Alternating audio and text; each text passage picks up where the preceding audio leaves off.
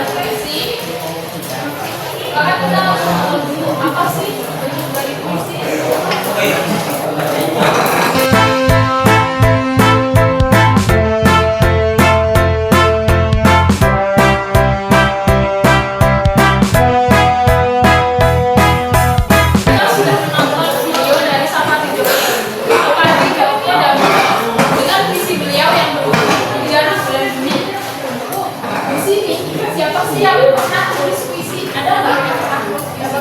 Dari cewek deh. Ada yang pernah tulis puisi? Ya. Kalau yang cowok, ada yang pernah tulis puisi nggak?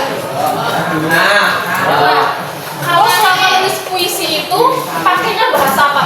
Bahasa sehari-hari atau bahasa puitis yang kayak kamu adalah belahan hatiku. Tulisnya kayak gitu atau kamu adalah temanku, temanku adalah kamu, rumahmu di samping rumahku. Kalian tipe yang menulis puisi mana? Pakai bahasa kamu adalah belahan hatiku atau kamu adalah temanku? Yang terus kamu adalah belahan hatiku itu buat siapa yang pernah? Kamu punya sendiri-sendiri. Mama, oke.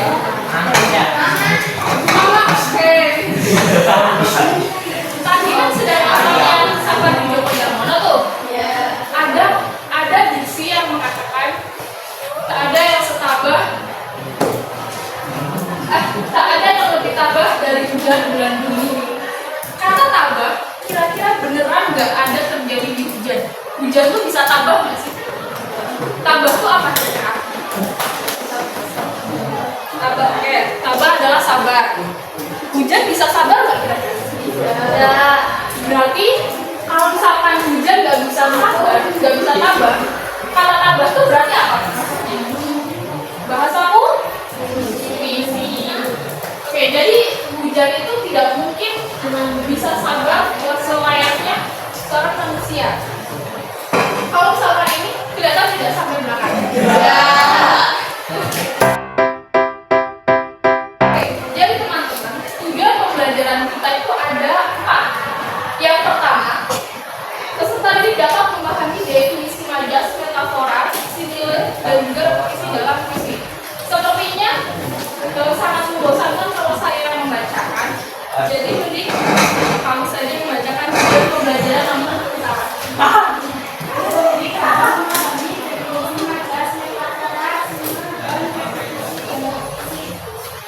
Oke, jadi teman-teman, majas itu dalam puisi ada banyak. Ada metafora, personifikasi, simile, dan juga repetisi, dan juga lain-lainnya.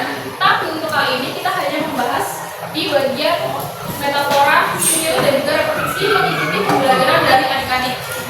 Sekarang tujuan pembelajaran yang kedua dibaca oleh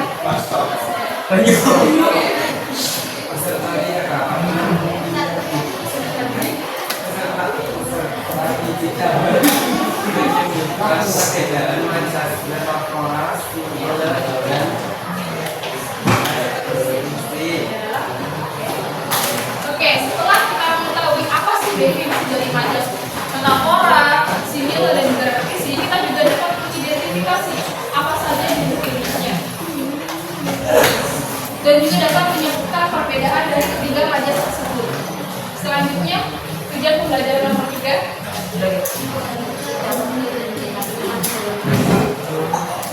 Oke, jadi setelah kita mengetahui definisi, mengerti perbedaannya, selanjutnya kita akan mengidentifikasi majas dalam puisi, utamanya terkait majas personifikasi, majas metafora, simile, dan juga repetisi. Lalu tujuan pembelajaran yang terakhir itu ada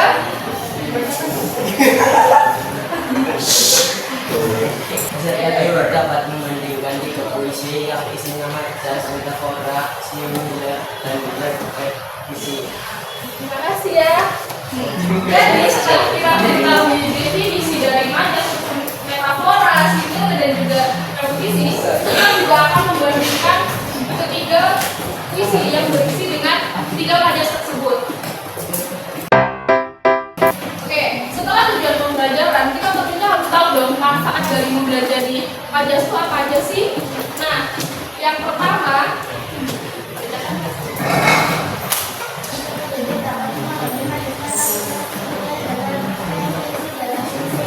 oke, tentunya kalau misalnya kita mempelajari suatu hal, kita akan mengetahui apa sih definisinya, lalu juga kan kalau misalkan dalam buku teks itu definisinya terlalu baku ya, bahasanya terlalu sulit dipahami.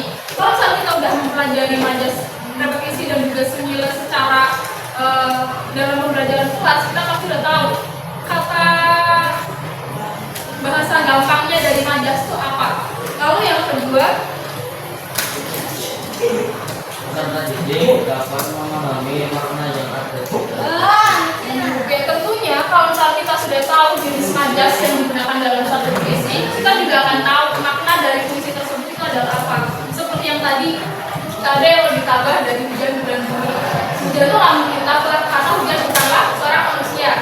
Nah, tapi dengan kata tabah di kata hujan itu kita jadi tahu kalau misalkan yang sabar itu ya juga cuma manusia tapi juga hujan. Karena hujan tabah banget, sabar banget turun, padahal kita sering marah-marah kayak kenapa sih kok hujan, karena aku belum pulang gitu. Kemudian manfaat pembelajaran yang nomor 3. Dapat tadi dapat menjelaskan kenapa seorang penulis menggunakan majas metafora, semila, dan repetisi. Oke, kalau misalkan penulis kan pastinya pakai majas ya, kayak punya yang seperti Djoko Damono, lalu W.S. Rendra, itu pastinya menggunakan majas sebagai alat untuk menyampaikan kepada pembacanya apa yang diminta. Dengan kita mempelajari majas, kita tuh bisa tahu penulis tuh mau ngomong apa sih sama kita gitu. Lalu yang nomor 4,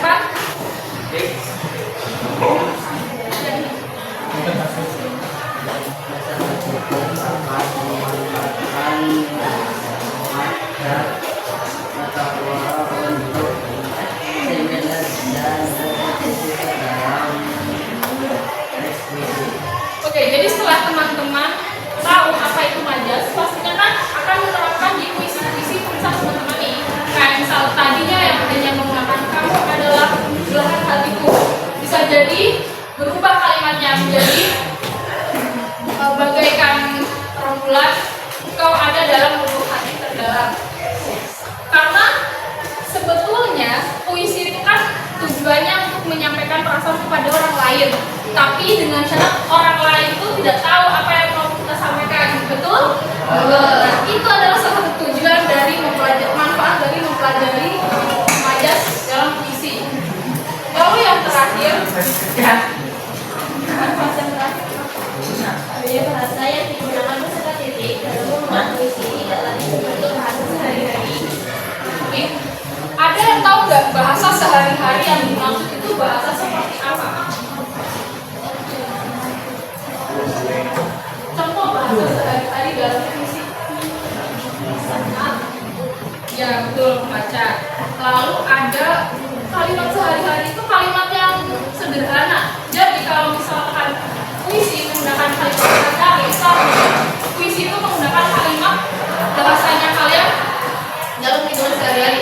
Seperti kalau misalkan kalian mau bilang aku suka sama kamu, ya udah dalam puisi itu tertulisnya aku suka sama kamu, nggak ada kalimat lain. Karena kan belum ada majasnya.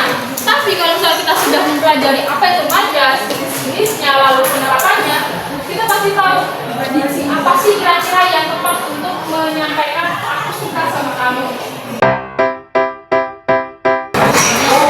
Jadi kita kelompoknya, kalau misalnya satu kelompoknya ada 5 orang, berarti ada satu kelompok yang 6 orang ya. Berarti hitungannya tuh 1 sampai 5. Setelah 5, nanti ulang lagi 1 sampai 5. Tapi yang terakhir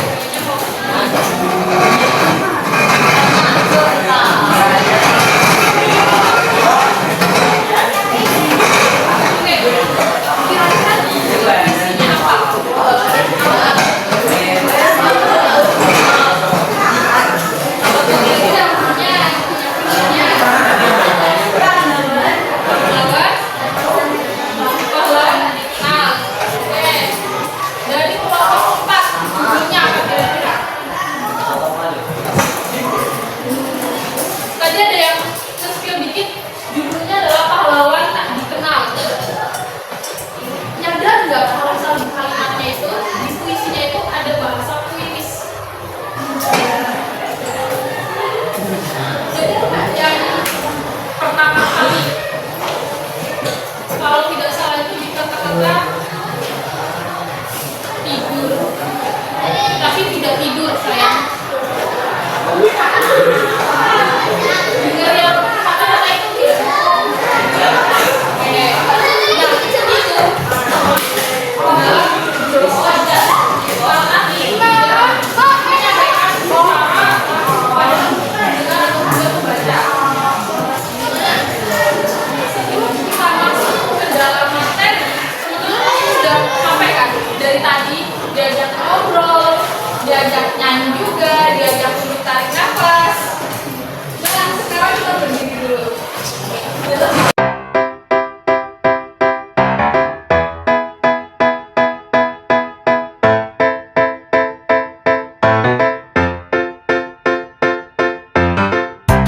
Jadi, majas adalah gaya bahasa yang digunakan untuk mendapatkan suasana dalam setiap kalimat agar semakin hidup. Nah, majas ini bisa dikatakan sebagai bumbu dalam puisi. Jadi kalau misalnya puisinya pengen hidup nih, pengen kayak ada kesan, oh kesannya mendalam banget. Nah itu digunakanlah majas dalam puisi. Contoh majas itu ada gini. Dia termasuk kanan kanan Pak. Kalau misalkan tangan kanan itu kira-kira artinya apa? Tangan kanan itu. Apakah tangan kanan betul-betul tangan kanan? Lalu apa? Kalau misalkan Budi adalah tangan kanan Pak Yanto.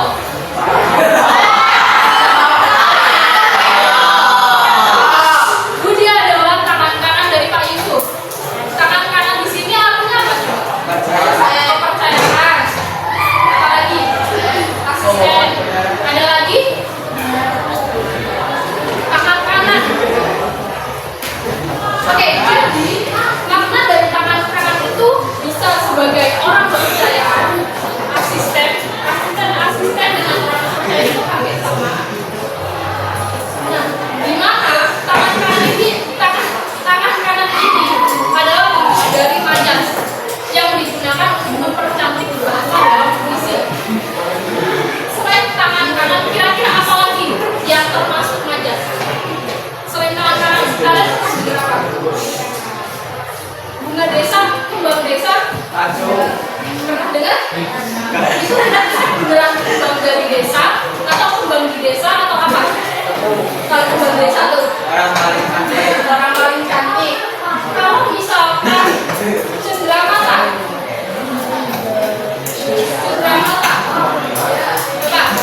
Permata kah? Apa? Cenderamata itu apa? Oleh-oleh apa sih? Oleh-oleh. Ada lagi nggak? Udah berapa? Cenderamata itu termasuk dengan oleh-oleh. Buah tangan. Cenderamata itu sama dengan buah tangan, oleh-oleh, dan sesuatu yang memang diberikan untuk orang terdekat. Misal kalian tahu sudah saling belum? Sebenarnya tahun ini kan kelas berapa atau kelas 9? Waduh, kalau ini terlalu gini ya. Jadi kan tadi sudah disebutkan kalau kita punya ada 3, metafora, simile, dan juga refleksi. Metafora adalah majas yang digunakan sebagai lukisan berdasarkan persamaan atau perbedaan atau perbandingan yang ada di dunia kita. Contohnya itu cenderamata dibandingkan dengan oleh-oleh. Lalu kembang desa dibandingkan dengan seorang yang cantik. Buah tangan adalah orang yang dapat dipercaya. Kira-kira majas metafora apa lagi yang termasuk yang perlu kalian dengar deh? Selain cenderamata, selain kembang desa, lagi anak buah. Kalau anak buah itu lebih ke sebutan.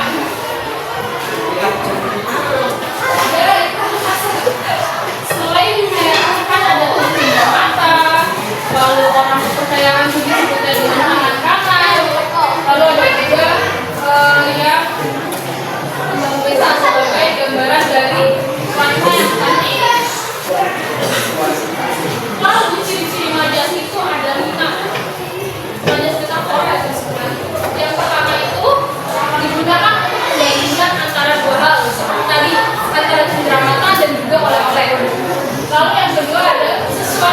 membandingkan dapat berupa sifat, bentuk fisik, maupun kondisi, dan juga aktivitas. Seperti yang tadi itu kembang desa dengan gadis cantik itu adalah bentuk dari kata sifat. Sifatnya apa? Sifatnya orang cantik kalau misalkan kembang desa itu. Lalu yang ketiga, menggunakan konjungsi atau kata hubung. Konjungsi itu seperti ini. Seperti kita dan yang seperti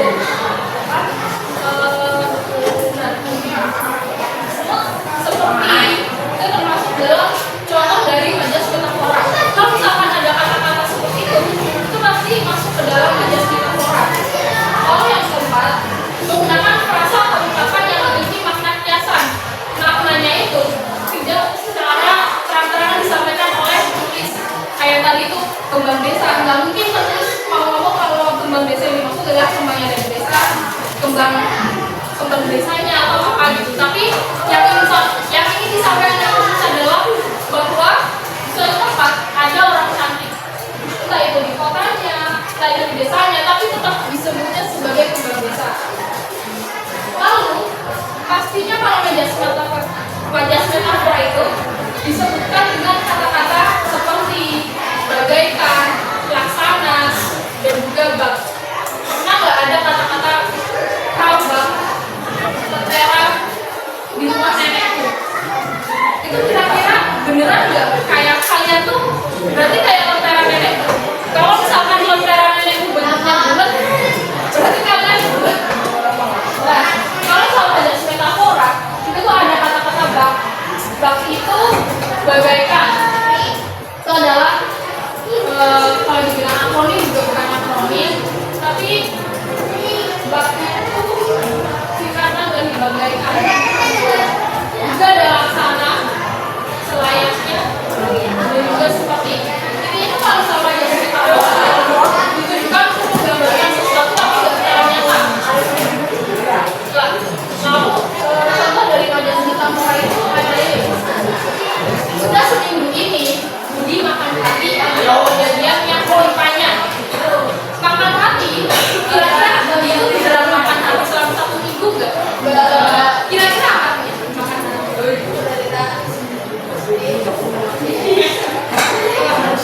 Makan hati itu kira-kira punya apa? Dari kalau dari makan hati itu punya apa?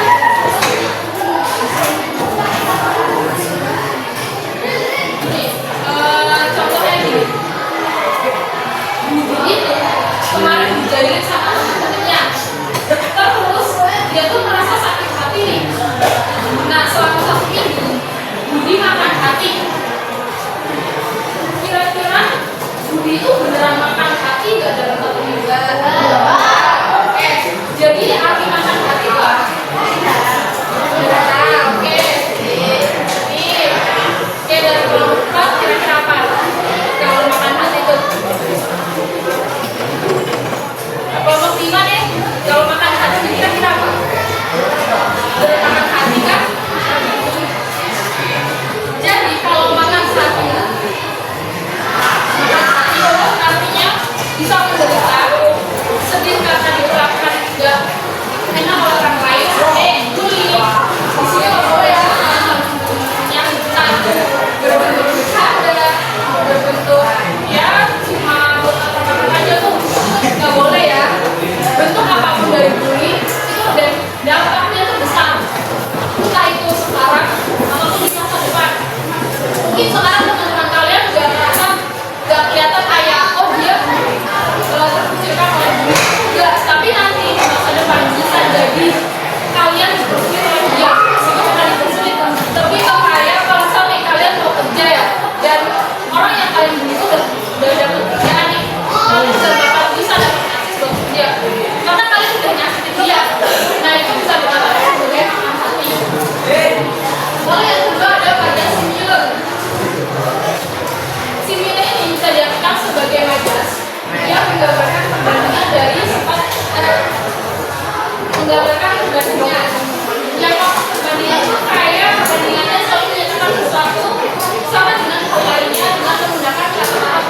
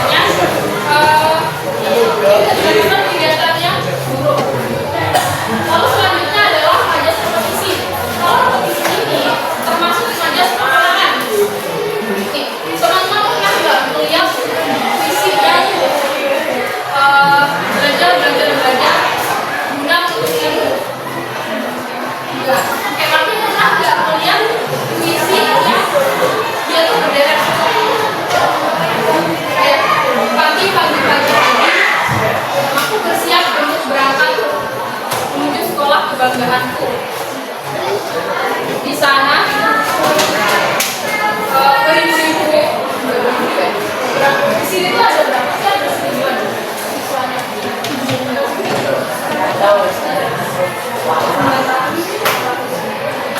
Oke, ratusan siswa berlari mengejar pintu gerbang yang sedang ditutup oleh bapak kampus. Nah, kata di pagi itu termasuk dalam kompetisi. Kenapa? Karena kata paginya itu diulang sebanyak 3 kali. Nah, kalau pengulangan ini sebenarnya tidak mesti 3 kali. Kalau misalkan mau lebih dari 3 atau 4 itu juga nggak apa-apa. Itu namanya juga. Lalu ada intinya, terutama itu pastinya pengulangan kata ya.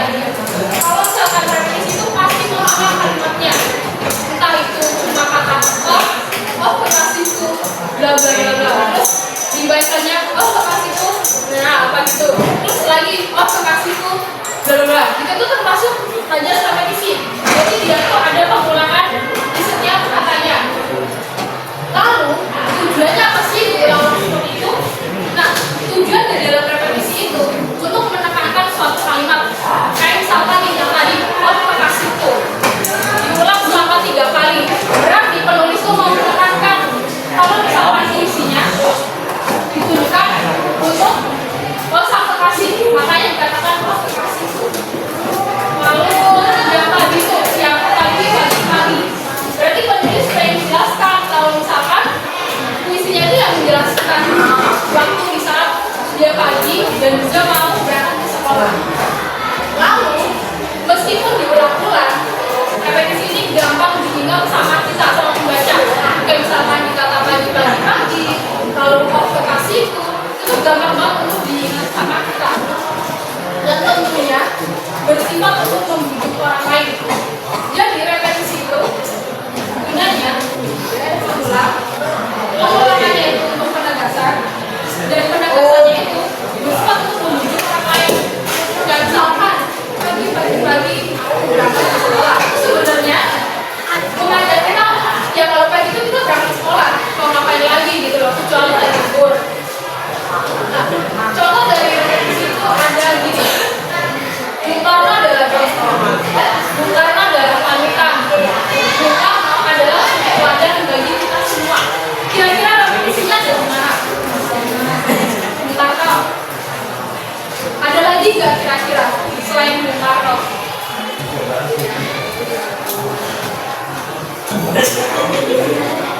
Oke, kan ada repetisi Bung Karno nih. Kira-kira penekanan Bung Karno itu buat apa? Kok bisa Bung Karno diulang-ulang 3 kali? Dan tau nggak? Dari kelompok 4 tadi saya jawab. Kelompok 4. Kira-kira pengulangan Bung Karno adalah pahlawan. Bung Karno adalah suri tauladan. Bung Karno semangatku memperjuangkan Indonesia. Kira-kira pengulangan Bung Karno itu buat apa? Panutan. Oke. Berarti fokusnya itu apa? Ada di siapa? Ada di semangatnya atau ada di orangnya? Ada di semangatnya. Jadi pengulangan kata Bung Karno itu menunjukkan ke kita kalau kita tuh harus semangat loh. Bapak Presiden kita yang pertama aja semangat untuk memerdekakan Indonesia yang kala itu sulit untuk dimerdekakan oleh kaum muda. Jadi dengan kita mengulang kata Bung Karno kan kita udah tahu nih siapa sih Bung Karno itu.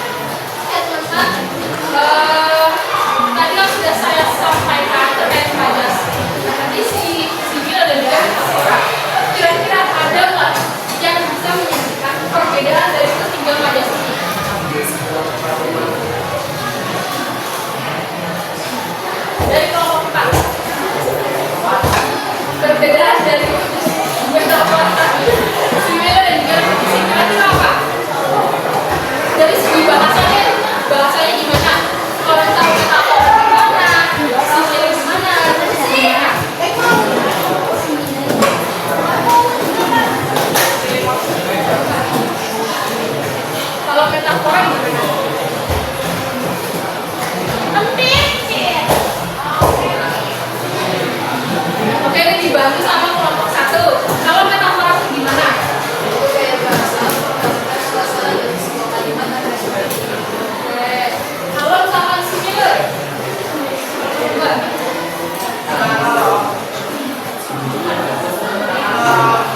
Similar itu yang kalimatnya alay.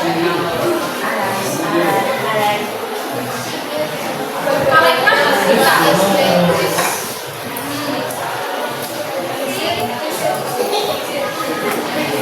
Kalau misalkan bahasanya alay itu berarti ditulis ya. Tapi kalau kita ngomongnya alay tuh, nggak mungkin kan kita diskusi juga alay. Bilangnya apa?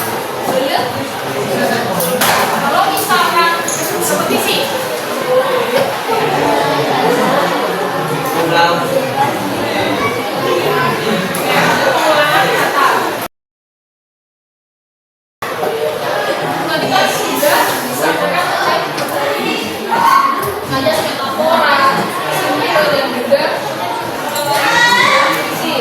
Sekarang ibu minta buat kalian isi soal yang ada di lembar kerja.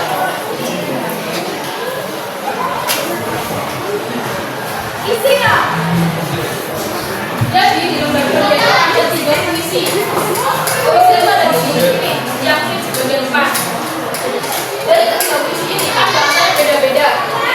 Nah, dari ini kemudian kalian cermati dan jawab sesuai dengan pertanyaan yang ada di soalnya.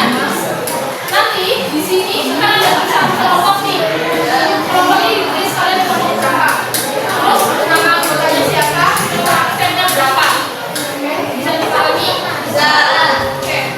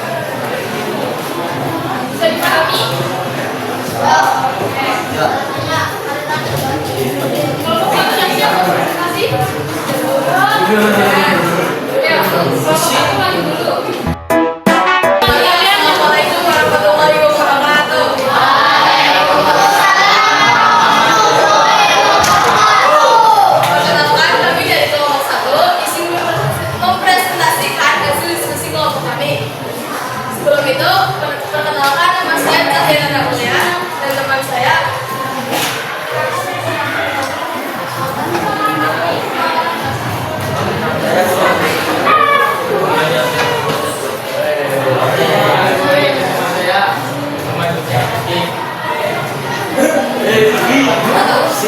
Anggota majelis repetisi dalam puisi pahlawan tak dikenal. Saya jelaskan mengapa disebutkan puisi. Karena terdapat pengulangan kata yang sama.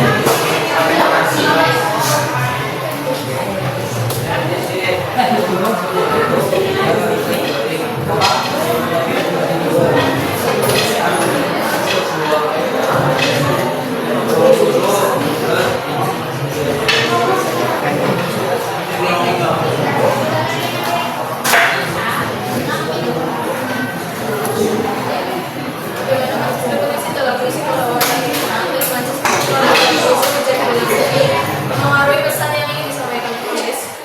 Repetisi 10 tahun yang lalu dia kembali tetapi saya sebuah lubang seluruh dunia di katanya. Senyum ibunya mau pola metafora. Ada yang lebih tabah, ada yang lebih bijak, ada yang lebih arif. Isra akan pohon juga itu.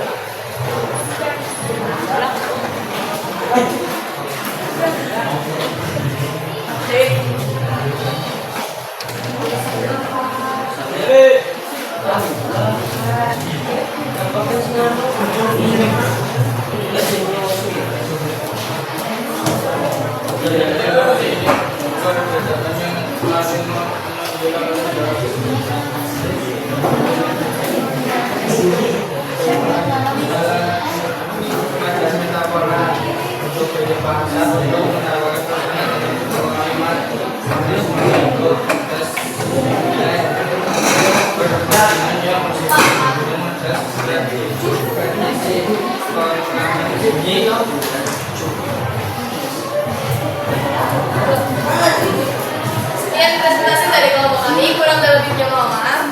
Bila itu wassalamualaikum warahmatullahi wabarakatuh.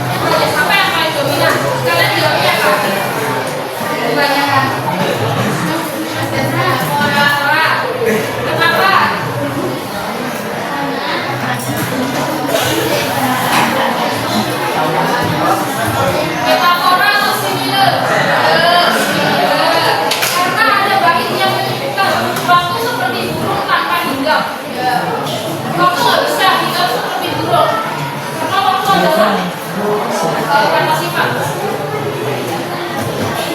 Lalu yang ketiga, apakah dalam visi hujan mulai bumi terdapat majas metafora? Kalian jawabnya iya atau tidak? Nah, kalau di kalau di hujan bulan Juni itu baru ada kata majas metafora karena terbukti dari bait yang ada yang lebih bijak dari hujan bulan Juni. Kalau yang kedua, kan bagaimana majas repetisi dan juga majas metafora mengenai kalau di kalau tadi itu bagus pakai majas repetisi untuk menyampaikan kalau ada orang yang dia sedang tidur dalam peperangan. Dia tidak tertidur tapi dia tidak tertidur tapi dia mati. Kalau yang bulan Juni itu tuh persis dibandingkan antara manusia dengan hujan. Makanya disebut sebagai majas metafora. Lalu dari ketiga puisi ini kalian paling menonjol itu kan kelihatan itu pengulangan di kata pengulangan yang satu ada yang berbaring. Lalu kalau yang dari metafora itu ada yang terdapat dari hujan bulan Juni. Kalau misalnya yang sini terdapat pada kata yang seperti dan juga lainnya. Kita coba membandingkan puisi secara berkelompok. Sekarang kita mencoba membandingkan secara individu, secara masing-masing.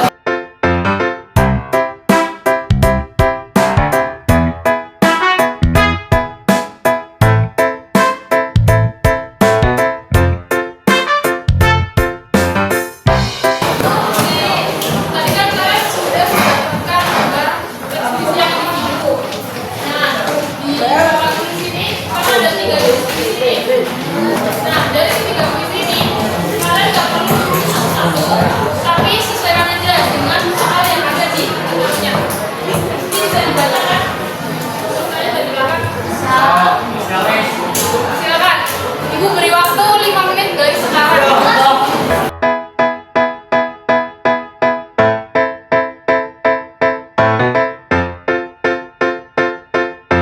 Yang nomor 1, majas apa yang kalian dari puisi yang pertama?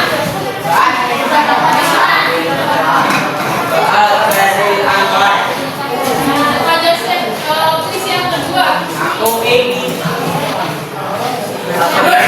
Ya.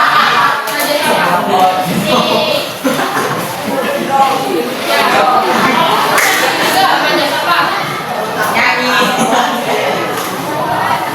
Puisi yang ketiga. Bisa dikatakan ayo, berarti dia majasnya apa? Oke. Yang kedua, kenapa puisi dibawakan dengan majasnya dan karena disirami rasa bahagia dan lapang dada termasuk majas?